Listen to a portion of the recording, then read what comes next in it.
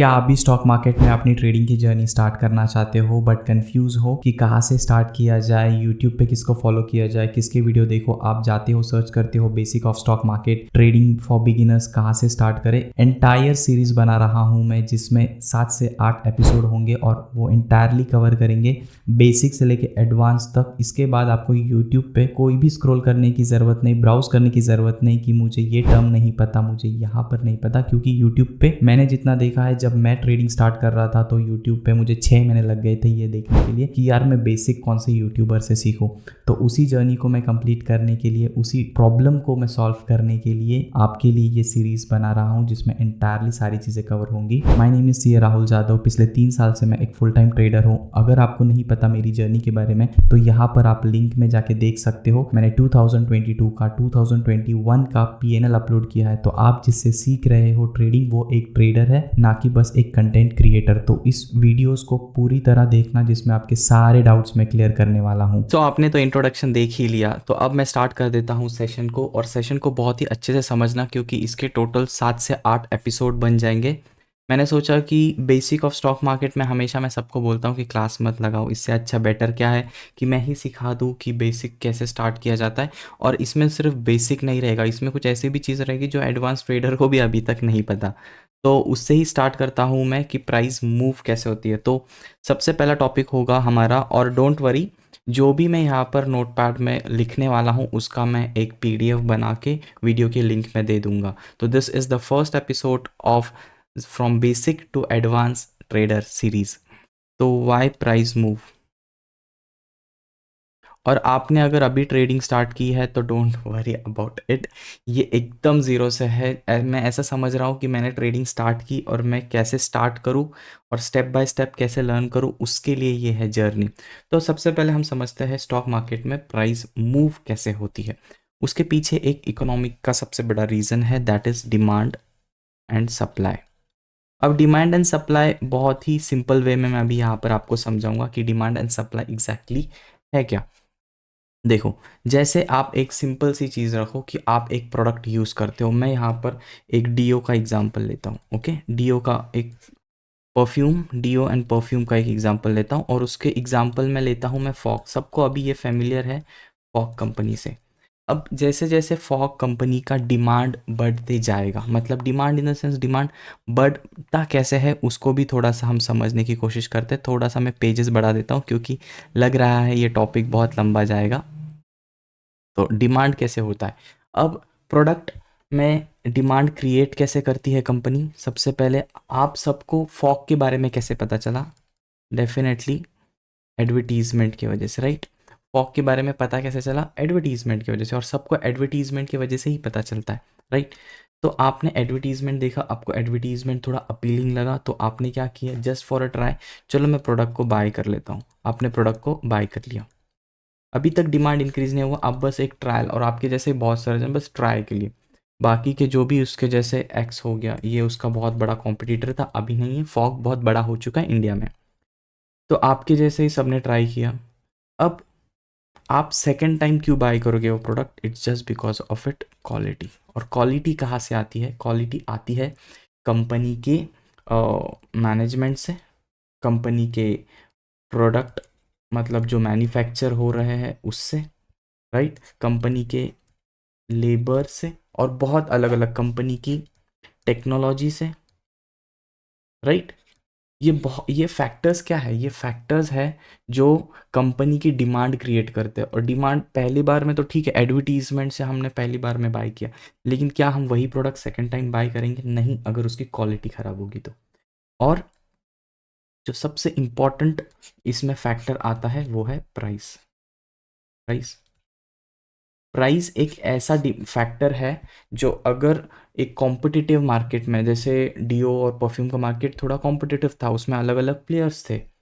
अभी उसी अलग अलग कॉम्पिटिटिव मार्केट में जब फॉग ने एंटर की तो फॉग ने अपने प्राइस टैग को मेंटेन किया और अपने क्वालिटी को मेंटेन किया। उससे क्या हो गया कि उसी प्रोडक्ट का डिमांड अब इंक्रीज होने लग गया। आप अगर सेकंड टाइम बाय कर रहे हो, आप थर्ड टाइम बाय कर रहे हो, इसके जैसा आप मतलब आपके जैसे ही सब लोग बाय करेंगे तो उस कंपनी का डिमांड इंक्रीज हो जाएगा। और डिमांड की वजह से जो फॉग सपोज कर लो उसने जब आपने फर्स्ट प्रोडक्ट बाय किया, सेकंड प्रोडक्ट बाय, तो शायद आपने थर्ड प्रोडक्ट बाय करते हुए अगर उसमें 10 रुपीज़ का भी ज़्यादा प्राइस हो गया है, आपको फ़र्क नहीं पड़ेगा। आप सोच रहे थे पहले मैं 90 का बाय कर रहा था, अभी मैं 100 का बाय करूँगा। क्यों? क्योंकि आपको कंपनी में पोटेंशियल दिख रहा है, उसकी क्वालिटी अच्छी है, उसका प्राइसिंग भी अच्छा है, डीओ परफ्यूम लॉन्ग लास्टिंग है। ये तो बस मैंने एक प्रोडक्ट की बात की, यही अप्लाई होता है शेयर्स में भी। आप एक एग्जाम्पल ले लो रिलायंस का शेयर्स। अब रिलायंस के शेयर्स में आप क्या क्या चीज़ें देखते हो? Technology, management, product manufacturing, labour, उनकी प्राइसिंग, वो सारी चीज़ें देख के आपको लगता है ये कंपनी का पोटेंशियल है ऊपर जाने का। बट आप रिलायंस के प्रोडक्ट बाय कर सकते हो, उसके अलावा आप उनकी भागीदारी ले सकते हो, मतलब उनके शेयर्स, आप एक ओनर बन सकते हो कि अगर कंपनी के प्रोडक्ट अच्छे हैं इसका मतलब कंपनी बढ़ेगी, कंपनी बढ़ेगी इसका मतलब क्या है? उसके शेयर्स के प्राइस बढ़ेंगे। क्यों? डिमांड। तो डिमांड का कोर बेन क्या है? वो है कंपनी की प्रोडक्ट की क्वालिटी में, सर्विस की क्वालिटी में और उसके प्राइसिंग, कॉम्पिटिटिव प्राइसिंग में। तो इसी वजह से हाँ, एक प्रोडक्ट में, एक कंपनी के शेयर्स में डिमांड इंक्रीज होता रहता है। और उसको और थोड़ा सा इन डेप्थ समझने की कोशिश करते हैं। उसी तरह सपोज कर लो एक कंपनी में न्यूज़ आ गया कि उस कंपनी का कुछ प्रॉब्लम हुआ है। और जैसे पकड़ लो अदानी, अदानी में अभी न्यूज़ आ गया कि उस कंपनी में ना कुछ तो भी फ्रॉड चल रहा है, जस्ट अ न्यूज़। तो क्या है ना, अदानी कंपनी के 10 शेयर्स हैं मार्केट में, एग्जाम्पल के लिए 10 शेयर्स है, उसमें से आपका भी एक शेयर्स है। तो 1 2 3 4 5 6 7 8 9 और 10। ओके। तो अभी अदानी का प्राइस चल रहा है शेयर्स का 1,000 रुपये।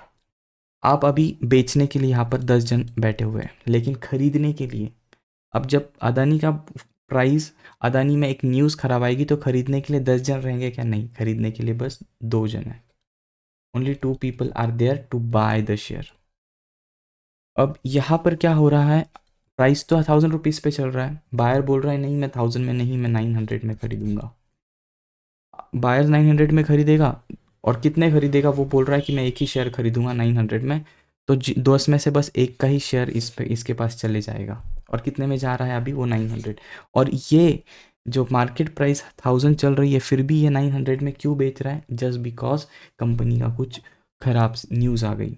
और भी बहुत फैक्टर्स हो सकते हैं, जैसे मैंने पिछले स्लाइड में बताया, वो सारे फैक्टर्स को लग के इसका मतलब क्या है? इस कंपनी का डिमांड डाउन है, सो कंपनी का प्राइस कम होते जा रहा है, क्योंकि जो बायर है वो उस प्राइस पे बाइंग नहीं करना चाहता। Very simple rule.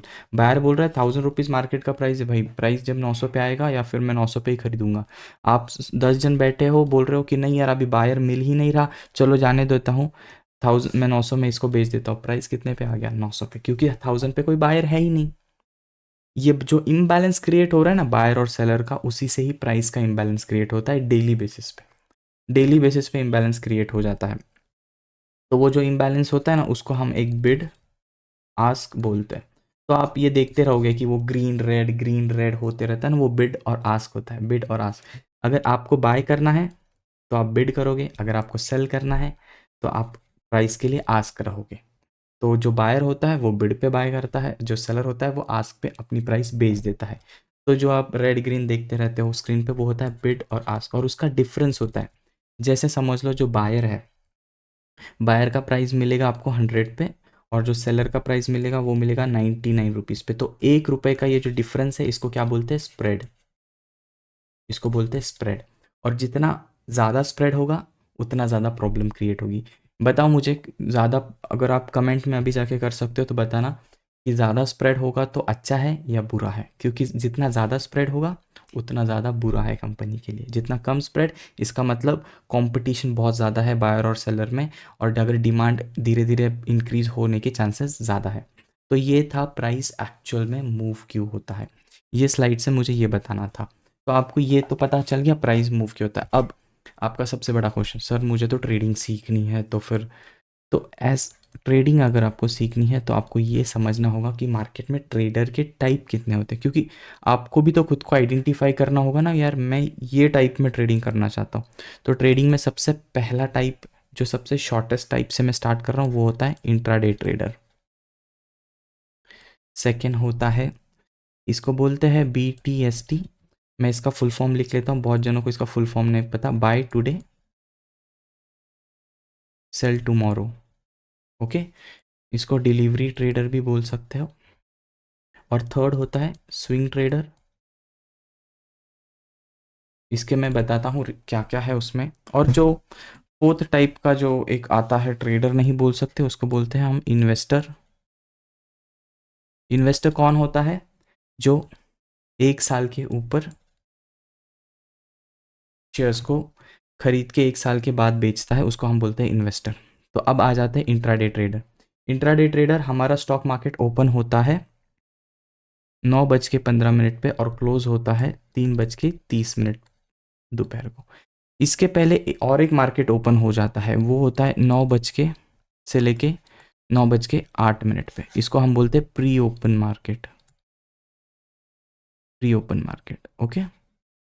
इस प्री ओपन मार्केट की वजह से मार्केट में गैप क्रिएट होते हैं। नेक्स्ट वीडियो में मैं बताऊंगा कि मार्केट में गैप्स क्यों क्रिएट होते हैं। अभी बस मैं आपको एक ट्रेडर का स्पेसिफिक बताता हूँ। मार्केट ओपन होता है 9:15 क्लोज होता है 3:30 इसके ही बीच में जो ट्रेडिंग करता है उसको हम बोलते हैं इंट्राडे ट्रेडर। बीच में मतलब क्या है? 9:15 उसने खरीदा और वो 3:30 के पहले ही बेच देता है, और उसको बेचना ही पड़ता है, उस तरह का ऑर्डर वो पंच करता है, उसको हम बोलते हैं intraday trader. Second type of trader होता है बीटीएसटी और डिलीवरी वाला ट्रेडर। इसका इंटेंशन क्या होता है कि मैं आज खरीदूंगा, नाम से देखो बाय टुडे, और कल बेचूंगा, उसको बोलते हैं डिलीवरी या फिर बीटीएसटी वाला ट्रेडर। और स्विंग ट्रेडर, अब स्विंग ट्रेडर का मतलब क्या है? ये ऐसा ट्रेडर होता है जिसका शॉर्ट टर्म माइंडसेट होता है। शॉर्ट टर्म मतलब 10 दिन, 15 दिन, 1 महीना, 2 महीना, 3 महीने, 4 महीने, 5 महीने, 6 महीने, 1 साल के अंदर कभी भी वो अगर बेच रहा है तो ये हो गया हमारा स्विंग ट्रेडर। क्लियर है? स्विंग ट्रेडर, बीटीएसटी, इंट्राडे, और ये हो गया इन्वेस्टर। तो 4 टाइप्स के हमारे स्टॉक मार्केट में प्लेयर्स होते हैं जहाँ पे आप कर सकते हो। अब ये आपको देखना है कि मुझे क्या करना है। अब मैं इसके थोड़े से और इनको इलैबोरेट कर देता हूँ कि इंट्राडे ट्रेडर की कैरेक्टरिस्टिक क्या होती है, बीटीएसटी ट्रेडर की कैरेक्टरिस्टिक क्या होती है, स्विंग ट्रेडर की कैरेक्टरिस्टिक और इन्वेस्टर की। आपको नाम से ही थोड़ा सा पता चल जाएगा। इंट्राडे मतलब आज के आज ट्रेडिंग करना। अब इंट्राडे में अगर मैं ट्रेडिंग कर रहा हूँ तो मुझे स्क्रीन के सामने कंटिन्यू बैठना पड़ेगा, क्योंकि मुझे आज ही वो स्टॉक बेचना है, राइट। अगर मैं खरीद रहा हूँ 100 रुपये में और मैं बोल रहा हूँ कि मैं इसको 102 में बेचूंगा, बट आपको अगर आज के आज ही बेचना है तो आपको देखना होगा कि अगर वो आज के दिन में 102 आया तो फिर मैं बेच दूँ। कुछ ऐसे भी ऑर्डर्स होते हैं जिसको हम बोलते हैं बास्केट ऑर्डर। ये एक ऐसा ऑर्डर होता है कि आप बाय करते हो 100 पे, और जैसे ही आप एक प्राइस कोट करते हो कि 102 पे आ गया तो ये ऑटोमेटिकली एग्जिट हो जाएगा।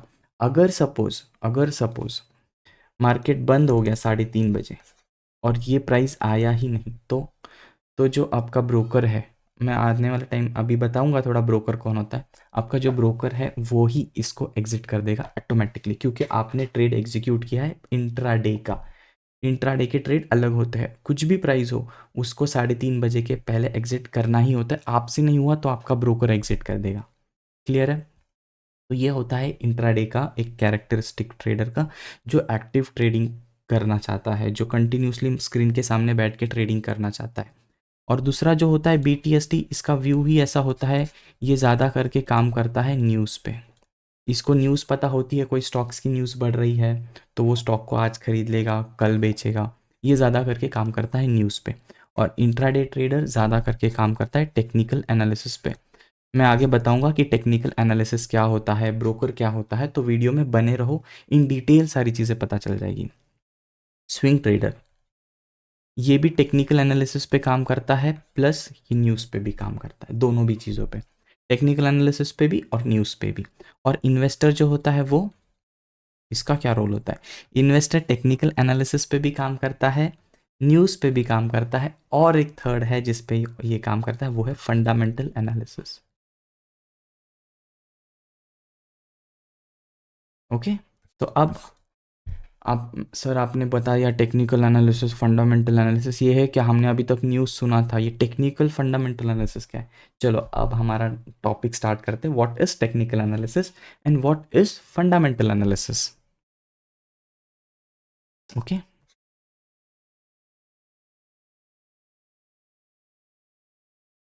Technical analysis versus fundamental analysis. मैंने कहा ना, डोंट वरी, ये जो भी नोट्स मैं बोर्ड पे बना रहा हूँ उन सब का आपको पीडीएफ मिल जाएगा। तो अगर आप नोट डाउन नहीं कर रहे हो तो कोई फ़र्क नहीं पड़ता, मैं आपको इसका पीडीएफ बना दूंगा, तो आप इसी से ही रिवाइज कर लेना। सबसे पहले आने वाले जितने भी एपिसोड्स होने वाले 6, वो सारे होने वाले हैं टेक्निकल एनालिसिस पे। फंडामेंटल एनालिसिस का कुछ भी कंसर्न नहीं है। वो क्यों? क्योंकि मैंने कहा ना, आप प्रीवियस स्लाइड में जाके देखो, हम ट्रेडिंग सीख रहे हैं, इन्वेस्टिंग नहीं। इन्वेस्टर ही एक ऐसा है जो फंडामेंटल यूज़ कर रहा है यहाँ पे, राइट। ट्रेडर तो क्या यूज़ कर रहा है? टेक्निकल यूज़ कर रहा है, बीटीएसटी वाला न्यूज़ यूज़ कर रहा है, स्विंग ट्रेडर वाला न्यूज़ और टेक्निकल यूज़ कर रहा है। वो भी फंडामेंटल थोड़ा बहुत यूज़ करेगा, बहुत थोड़ा सा, ज़्यादा नहीं, बट वो मोस्टली टेक्निकल यूज़ करेगा। तो हम ट्रेडिंग सीख रहे हैं तो हम टेक्निकल पे फोकस करेंगे, बट आपको पता होना चाहिए व्हाट इज़ फंडामेंटल एनालिसिस।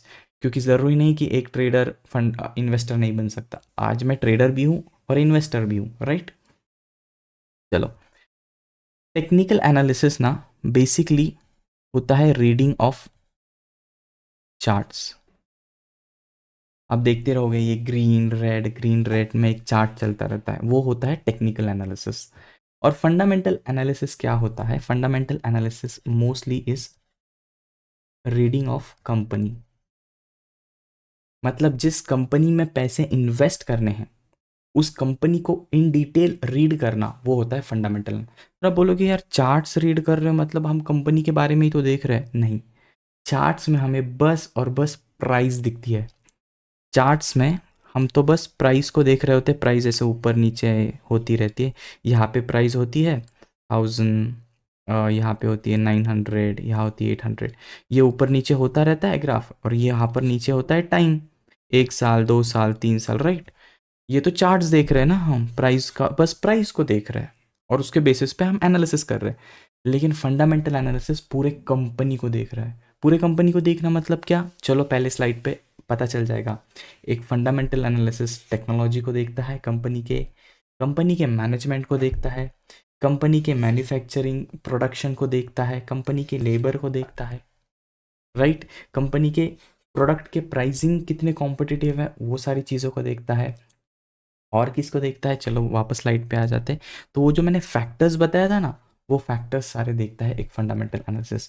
उसमें आते हैं कंपनी के प्रॉफिट एंड लॉस, कंपनी के बैलेंस शीट, ये सारी चीज़ें। प्रॉफिट एंड लॉस मतलब एक स्टेटमेंट होता है जिसमें कितने खर्चे हुए हैं, कहाँ कहाँ खर्चे हुए हैं, कहाँ से पैसा आ रहा है, कहाँ पर पैसा जा रहा है। कंपनी बैलेंस शीट, कंपनी के पास एसेट कितने हैं, कंपनी के पास मशीन्स कितने हैं, कंपनी के पास फर्नीचर्स क्या है, कंपनी का क्या लोन है क्या, वो सारा डेटा यहाँ पे दिख जाता है। Profit and loss and balance sheet. Sir तो फिर हम यहाँ पर कैसे, ये हम कैसे देख सकते हैं? नेक्स्ट वीडियो में मैं बताऊंगा। कंपनी के ये सारी डिटेल हमें एक वेबसाइट पे मिल जाती है। वो वेबसाइट का नाम मैं यहाँ पर लिख लेता हूँ, उसका नाम है स्क्रीनर।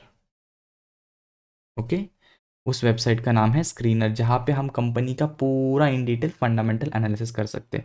इनफैक्ट हम ये भी देख सकते हैं जो कंपनी के बोर्ड ऑफ डायरेक्टर होते हैं ना, बोर्ड ऑफ डायरेक्टर की जो मीटिंग्स होती है, उन मीटिंग्स में बोर्ड ऑफ डायरेक्टर ने क्या क्या अनाउंसमेंट किया, वो भी हम स्क्रीनर के वेबसाइट में देख सकते हैं। कंपनी का कौन सा प्रोडक्ट लॉन्च हो रहा है, वो भी हम स्क्रीनर के वेबसाइट पे देख सकते हैं। एक ही वेबसाइट पे सारी चीज़ों को हम देख सकते हैं। आने वाले वीडियो में मैं स्क्रीनर के बारे में बताऊंगा, जिसमें थोड़ा बहुत मैं आपके लिए फंडामेंटल के एक 5 से 10 मिनट इन्वेस्ट कर दूंगा, राइट। यहाँ तक आप सबको क्लियर हो गया है कि टेक्निकल एनालिसिस में बस हम चार्ट्स को रीड करते हैं, बट फंडामेंटल एनालिसिस बहुत बड़ा है। क्यों फंडामेंटल एनालिसिस करना पड़ता है एक इन्वेस्टर को? उसके पीछे रीजन समझो। देखो, एक इंट्राडे ट्रेडर को ना, इंट्राडे ट्रेडर, स्विंग ट्रेडर या फिर एक बीटीएससी ट्रेडर को कंपनी के प्रोडक्ट से, कंपनी के प्रॉफिट एंड लॉस से, कंपनी के बैलेंस शीट से ज़्यादा लेना देना नहीं होता, क्योंकि उनका व्यू ही शॉर्ट टर्म है। उनको फ़र्क नहीं पड़ेगा यार कंपनी के पिछले साल के प्रॉफिट से क्या अभी के प्राइस को फ़र्क पड़ेगा, क्योंकि वो खरीद रहा है, पता नहीं उसको 10 मिनट बाद बेचना पड़े, उसको नहीं फ़र्क पड़ेगा। उसको ये भी नहीं, उसको कल बेचना है, उसको 10 दिन बाद बेचना है, उससे उसको इतना सारी चीज़ें देखने की ज़रूरत नहीं है। वो तो बस वो चार्ट्स पे ही दिख जाएगा। फिर वो पूरा फोकस रखता है प्राइस पे, और प्राइस को कैसे एनालाइज करना चाहिए। तो आने वाले 6 के 6 एपिसोड इस पे ही रहेगा कि प्राइस को कैसे एनालाइज करें, from technical analysis point of view, right.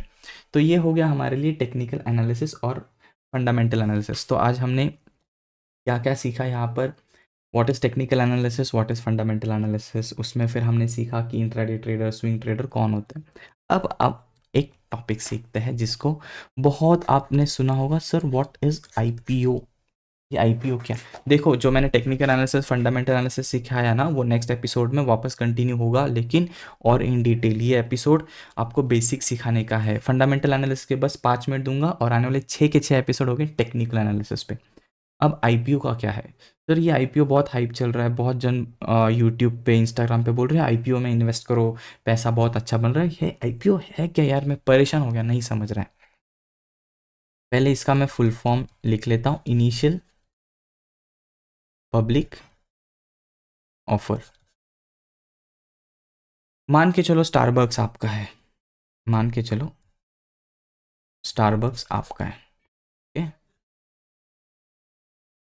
है। स्टारबक्स में क्या मिलता है? कॉफ़ी। आजकल कॉफ़ी के अलावा भी बहुत, बट पहले से तो कॉफ़ी और टी के लिए फेमस है। टी भी बहुत अभी अभी मिलना स्टार्ट हुआ है एक जगह पे। तो वो सब छोड़ो, प्रोडक्ट्स की बात नहीं, स्टारबक्स आपका है। अब आपको है ना स्टारबक्स को ना बहुत बड़ा बनाना, ह्यूज। जो आप बेच रहे हो ना कॉफ़ी 200 रुपये में, वो आपको 200 से कम में थोड़ा सा बेचना स्टार्ट करना है, राइट। ओके। तो आपने क्या सोचा कि अभी मैं स्टारबक्स को थोड़ा बहुत ज़्यादा एक्सपांड करता हूँ और मुझे चाहिए उसके लिए पैसा, मुझे चाहिए उसके लिए 500 करोड़, जिससे मैं हर एक छोटे से छोटे सिटी में स्टारबक्स दे दूंगा। मैं जो चाय के ठेले हैं उनसे भी कॉम्पीट करने के लिए अभी रेडी हूँ और स्टारबक्स को हर जगह पहुँचा दूंगा। तो आपको तो चाहिए 500 करोड़, जो आपके पास है नहीं। तो आपने क्या सोचा कि यार मेरे कंपनी का ब्रांडिंग अच्छी हो चुकी है, लोगों को मेरी कंपनी के बारे में पता है, और मेरे पास इतने सालों का कंपनी रन करने का एक्सपीरियंस है, तो लोग मेरे ऊपर ट्रस्ट करेंगे, मेरी कंपनी के ऊपर ट्रस्ट करेंगे और मुझे पैसा देंगे। यार लोग आपको पैसा क्यों देंगे यार? उनको तो कुछ उसके बदले कुछ देना चाहिए ना आपने। तो ये स्टारबक्स वाला बोल रहा है ठीक है ना, मैं मेरे कंपनी में उनको पार्टनर बना लूँगा, मेरे कंपनी का पार्टनर बना लूँगा, मतलब मेरी कंपनी के शेयर्स उनको दे दूँगा। पार्टनर हो गए। अभी इनके पास ये जो स्टारबक्स है वो तो हमारी है, हमारे पास 100% शेयर्स है। तो हमने क्या सोचा कि चलो यार पब्लिक को ना 500 करोड़ के जगह पे हम कितना, इस 100 में से ना 20% हम हमारे शेयर्स पब्लिक को बांट देते हैं, और 20% के बदले में हम 500 करोड़ पब्लिक से लेते हैं। तो उन्होंने क्या बोला कि फिर ये करने के लिए अभी हमको जाना पड़ेगा एनएससी के पास, हमें जाना पड़ेगा सेबी के पास। ये दो कौन है बताता हूँ, डोंट वरी। आने वाली स्लाइड में यही होगा, what is NSC, what is BSc, what is SEBI, broker कौन है, सब ब्रोकर कौन है, ये सारी चीज़ें बताता हूँ। पहले ये समझ लो, सेबी के पास जाऊँगा, एनएससी के पास जाऊँगा, बीएससी के पास जाऊँगा, सो एंड सो। तो इन्होंने बोला ठीक है, योर परमिशन इज़ ग्रांटेड, आप जा सकते हो पब्लिक में। तो इन्होंने कहा कि ठीक है, अब मैं ये जो 20% शेयर्स है, मान के चलो यहाँ पर जो टोटल शेयर्स थे स्टारबक हमारे पास, वो थे शेयर्स, मान के चलो 1 लाख शेयर्स थे।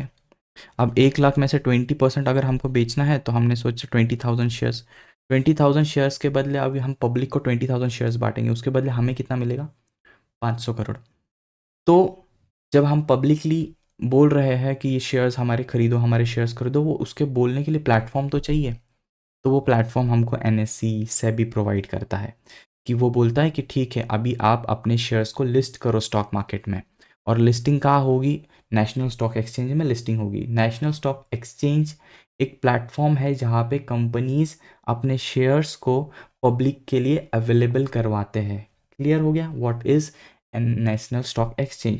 बॉम्बे स्टॉक एक्सचेंज वो भी एक प्लेटफॉर्म है जहाँ पे कंपनीज अपने शेयर्स को पब्लिक के लिए अवेलेबल करती है, जहाँ से पब्लिक उनके शेयर्स में ट्रेडिंग कर रही है, इन्वेस्टमेंट कर रही है, डजेंट रियली मैटर।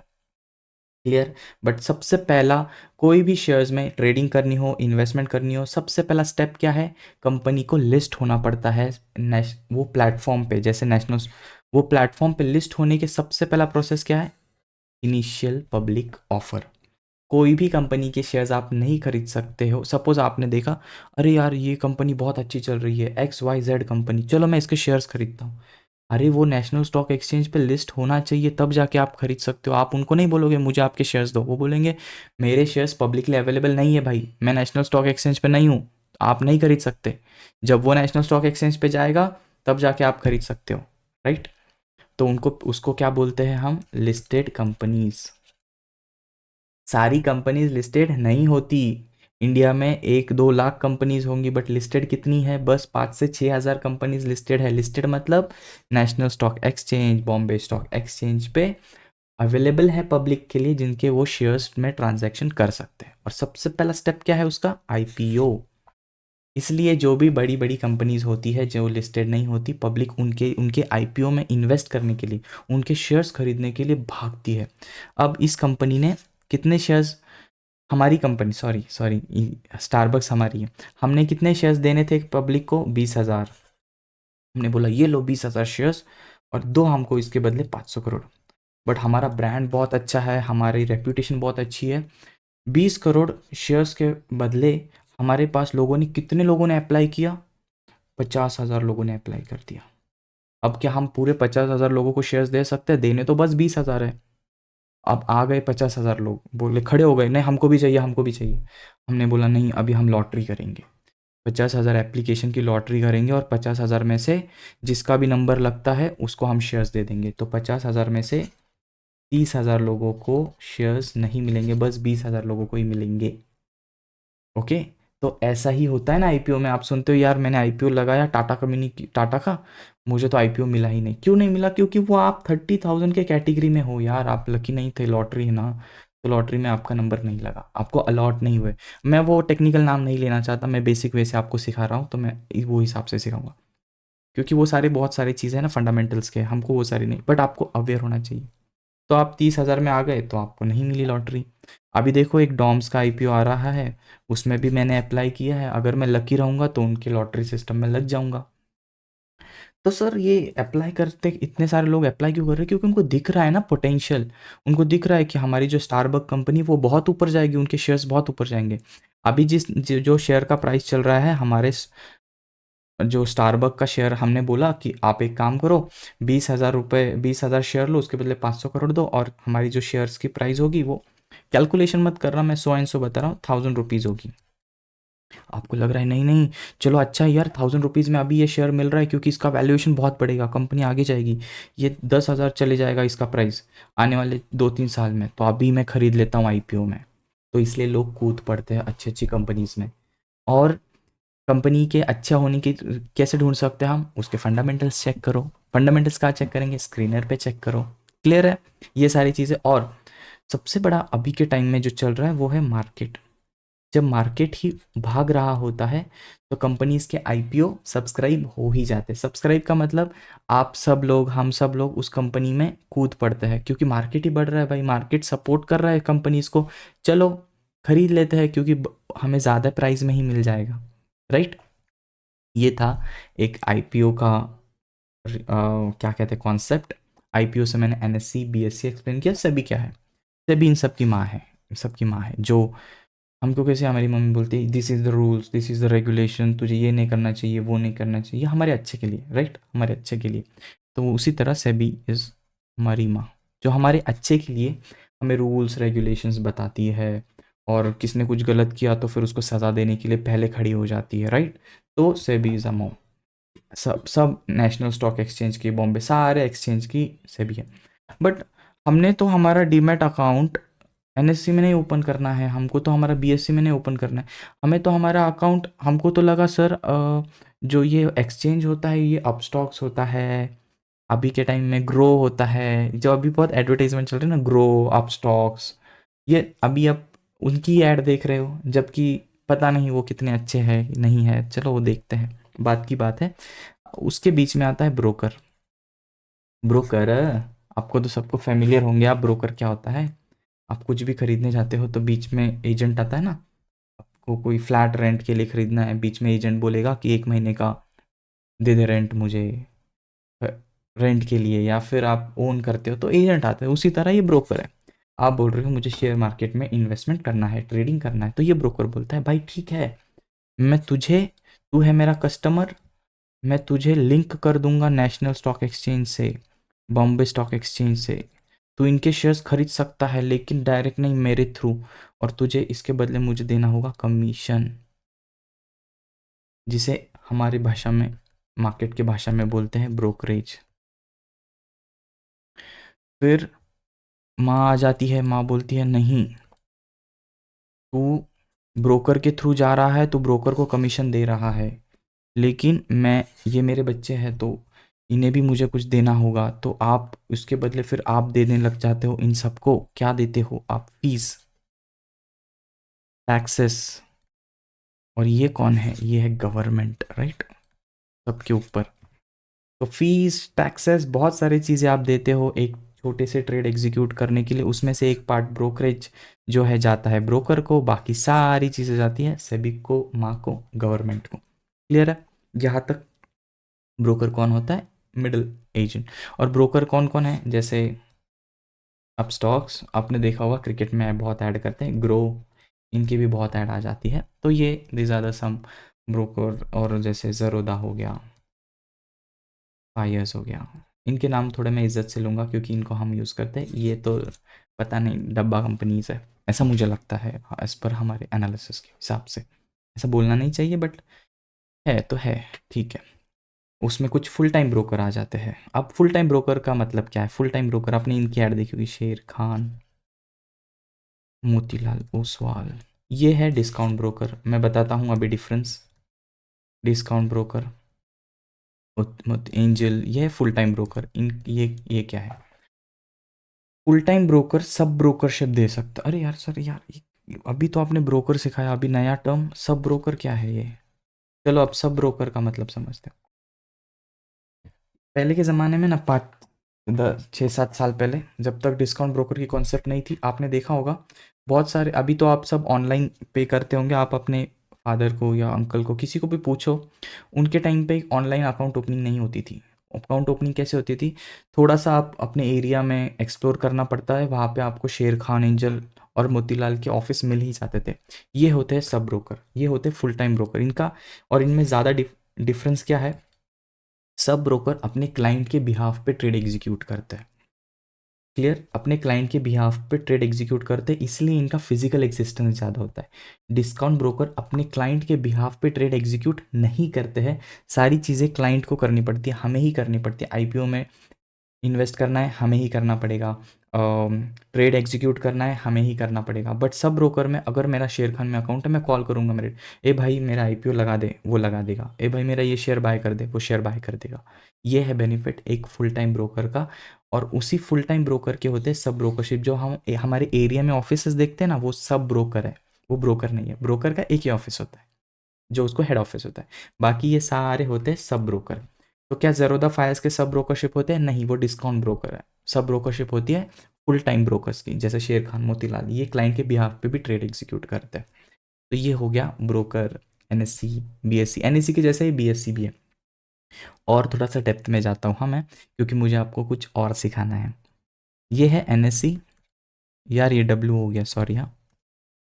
तो अभी तक आप बोर हो गए होंगे तो चलेगा, कोई बात नहीं, बट सीखने के लिए इतना टाइम इन्वेस्ट करना ही चाहिए। एनएससी थोड़ा सा और 5 मिनट रह गया। BSc last topic. बीएससी जब न्यूज़ में आता है मार्केट ऊपर गया, देखो सेंसेक्स ऊपर गया, देखो निफ्टी ऊपर गया, ये सेंसेक्स निफ्टी है क्या? चलो, बीएससी में आता है सेंसेक्स। सेंसेक्स में आते हैं 30 स्टॉक्स। आता हूँ थोड़ा सा।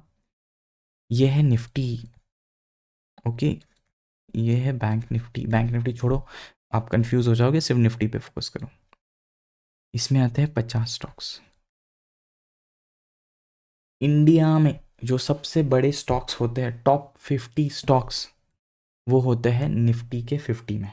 निफ्टी 50।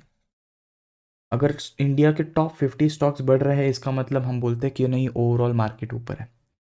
इंडिया के टॉप 30 स्टॉक्स आते हैं सेंसेक्स में, अगर वो बीएससी में लिस्टेड है तो। ऐसा हो सकता है ना कि एक स्टॉक बीएससी में लिस्टेड है, एनएससी में लिस्टेड नहीं है, तो वो बीएससी में टॉप में आ जाए वो, बट वो एनएससी में टॉप में है ही नहीं। करेक्ट? तो वो एनएससी बीएससी में लिस्टेड है, और वो टॉप 30 स्टॉक्स जब बढ़ते हैं तो हम बोलते हैं सेंसेक्स ऊपर गया। तो ये 30, तो ये है क्या? इनका एवरेज। क्योंकि सेंसेक्स का भी तो एक प्राइस है, आप देख रहे होंगे, सेंसेक्स चला गया 60,000 से 70,000। मतलब 60,000 से 70,000 चला गया, तो ये एवरेज प्राइस होती है सेंसेक्स की 60,000। जैसे निफ्टी की एवरेज प्राइस है 22,000 पकड़ लो, वैसे ही सेंसेक्स की एवरेज प्राइस है 60,000 पकड़ लो। तो जब ये सेंसेक्स 60,000 से 61,000 चला जाएगा तो मार्केट में आएगा, ओ सेंसेक्स बढ़ गया। निफ्टी 22,000 से 22,100 चला गया तो बोलेंगे निफ्टी 100 पॉइंट ऊपर, मतलब मार्केट ऊपर। क्यों निफ्टी बढ़ने से मार्केट को कंसिडर किया जा रहा है? क्योंकि निफ्टी में 50 इंडिया के सबसे बड़े स्टॉक्स हैं, सेंसेक्स में 30 इंडिया के सबसे बड़े स्टॉक्स हैं, इसलिए इनका बढ़ना मतलब मार्केट का बढ़ना। ये हो गया। निफ्टी में आता, एनएससी में आता है निफ्टी 50, बीएससी में आता है सेंसेक्स। क्या कंपनीज दोनों भी इंडेक्सेस में, दोनों भी एक्सचेंज में होती है, लिस्टेड होती है? Yes. 90% of the listed companies दोनों भी क्या कहते हैं एक्सचेंज में लिस्टेड रहेगी। उससे क्या होगा, क्योंकि वो दोनों भी एक्सचेंज में उनको ट्रेडिंग करने का मौका मिलेगा। कोई लोग बीएससी में ट्रेड करना पसंद करते हैं, कोई लोग एनएससी में।